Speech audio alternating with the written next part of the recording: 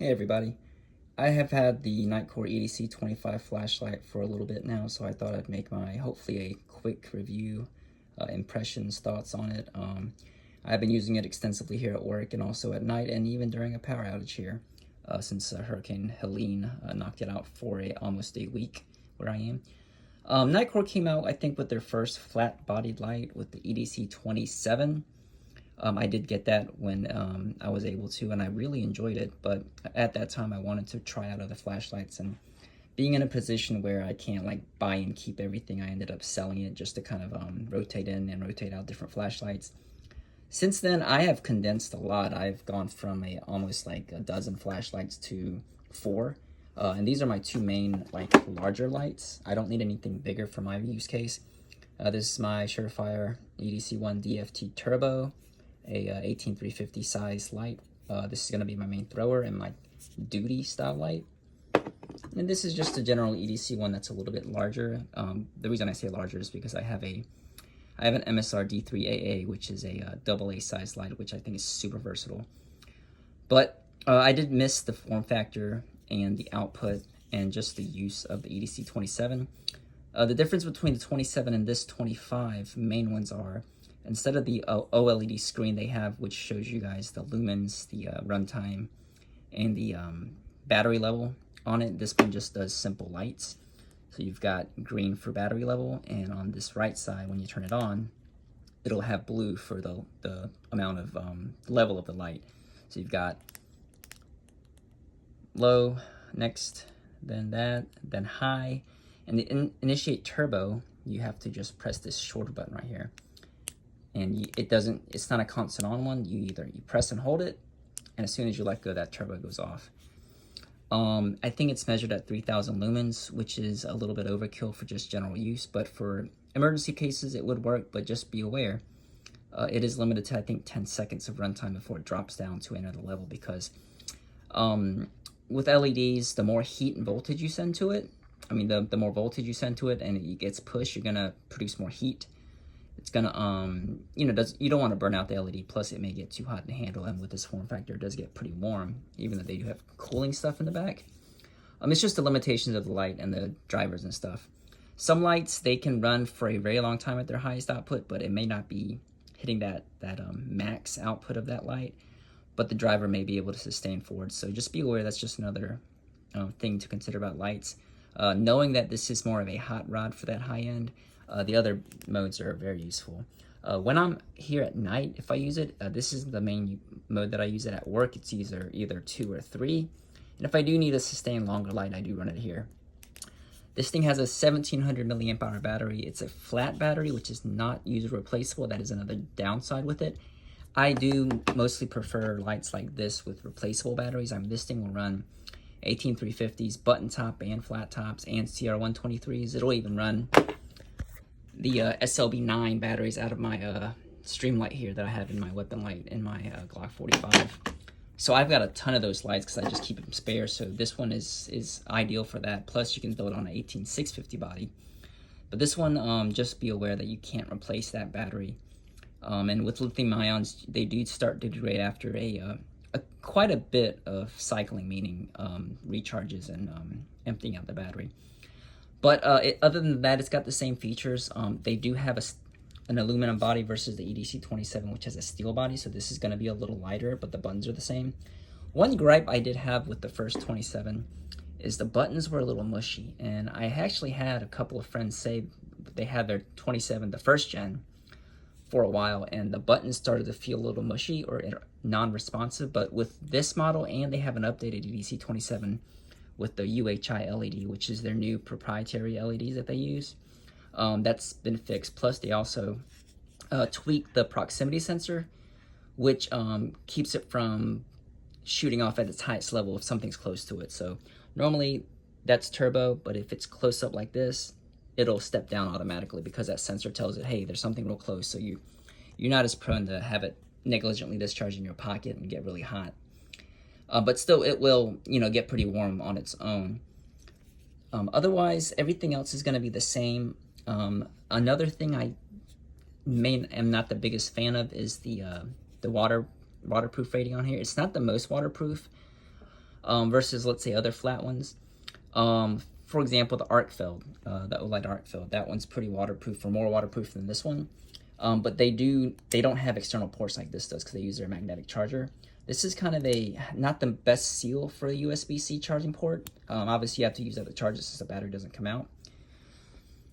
But I think they could do it if they tried, because I think JetBeam just came out with a flat, or they do have a flat size style, which is a lot more waterproof. And they have an exposed USB-C port, which I'm guessing that they did a lot of waterproofing for. So just be aware of that. But otherwise, as far as durability, even though it's aluminum versus steel, it's lighter. I've dropped this numerous times. My work is all cement floor. I dropped it actually on video, and it's got some scuffs, but I was actually able to rub that off. So this has held up pretty well. I mean, you can't really even tell that I used it. No scuffs or anything on there. So it's held up really well. So durability is good. Waterproof is iffy if you get in a downpour, or I would not dunk this. But for general use, the size and everything's great. And just be aware, this does not carry deep in your pocket. That's how much would be exposed. But it slides in and out my pocket really well. They do have a kind of a lanyard cord that they stick on here that comes out into like this little J-hook thing, which you can clip on and off, but I don't really see the purpose of that. So I actually made my own little lanyard, because I normally carry my flashlights in my left pocket. So this will come out. I'll just loop my finger up into my pocket and pull it out. Works really well. I can, work with it if I need to. If I need to use my hand, I can just flip it around and still have my hand free, and then flip it back around to use it. That's another great plus about that little lanyard loop that I made, and it's relatively cheap, if not almost free, if you have some free paracord. Like I said, the button's been improved a lot with it. Operation, you have two buttons. You have the power button and the turbo button. This is to fully turn it on, you just press this all the way, and it will have mode memory, meaning it'll turn on to the last mode you had it on, other than turbo. Obviously, turbo has its own special button. But to cycle through it, you half press it, and it feels really good. It's noticeably better than the first gen of the EDC27. Like I said, they have a newer version of the 27, which has the OLED on there, and they have the new LEDs on there. But to turn it off, you just press it again. It'll give you your battery level, and it'll give you the level of light on there. Other modes you can use it, if you half press it and hold, it'll give you a momentary low. And then as soon as you let go, it turns off. And the turbo button, like I said, is for turbo. You can program this to be strobe. I don't use strobe. That's up to you guys. Strobe is not a real big importance for me. Saying that, they just came out with the EDC25. Over 6,500 lumens on turbo. Same limited runtime at 10 seconds, because like I said, it's limited to the form factor and the drivers and the battery size. It's got a bigger battery. It's a little thicker, but I think the tallness of it is still the same, and I think I'm going to get one to try. Not that I need to. I mean, it's just part of being a EDC, fan who likes to find what's ideal for them. The way this is attached to the body, it has this little plastic like ramp. I know in some commercials and reviews they say it's a place to put your thumb. I never use that.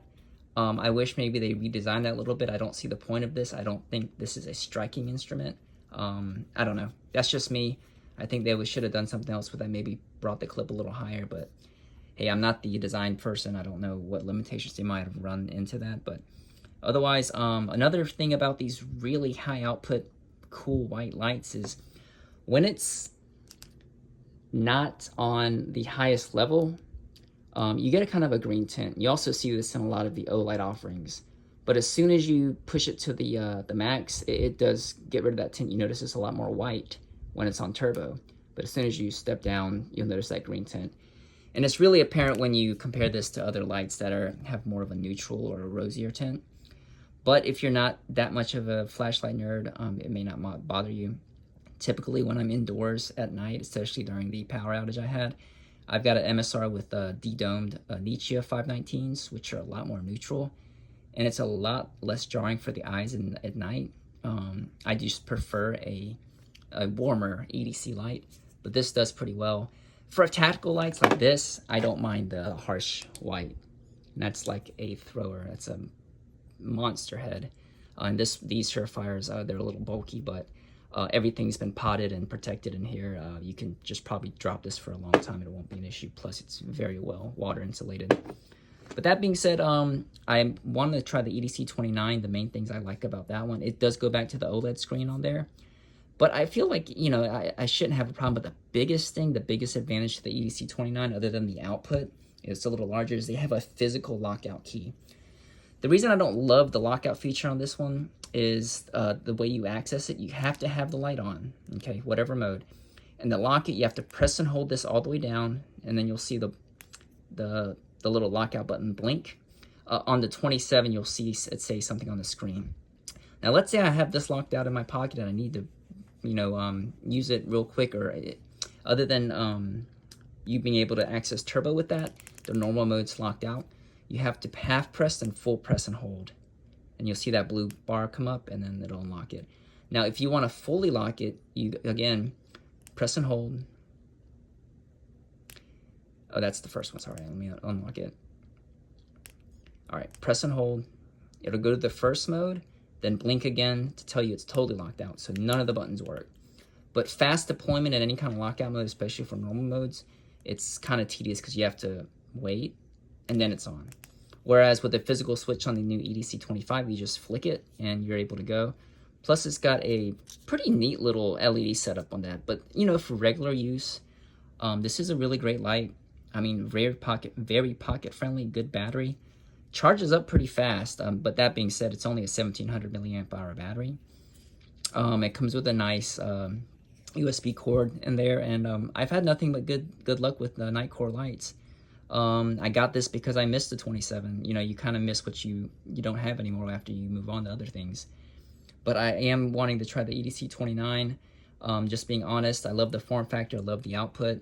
It gets pretty warm, but I don't use that turbo a lot, so if that's not a hindrance for you and you don't mind the lockout thing, you know, it's definitely good to go.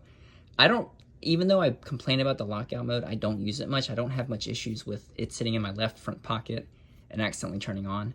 So I just thought I'd mention that. Oh, and another thing is this aluminum body is very slick.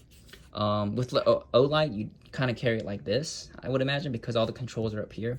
But even though this is slick, you normally would carry it like this, with where the crenulated sides will kind of give you a better grip because all the controls are on the back. And I personally prefer tail switch operation. If you don't like tail switches, this may not be for you.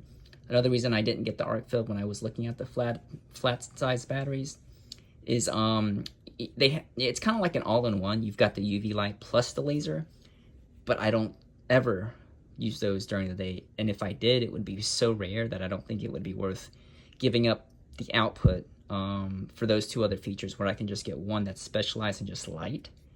But that's the way I think about it. But anyway, that's kind of getting along with the video, guys. Let me hear what you guys think about the light. Do you guys want me to do the EDC29 when it comes in?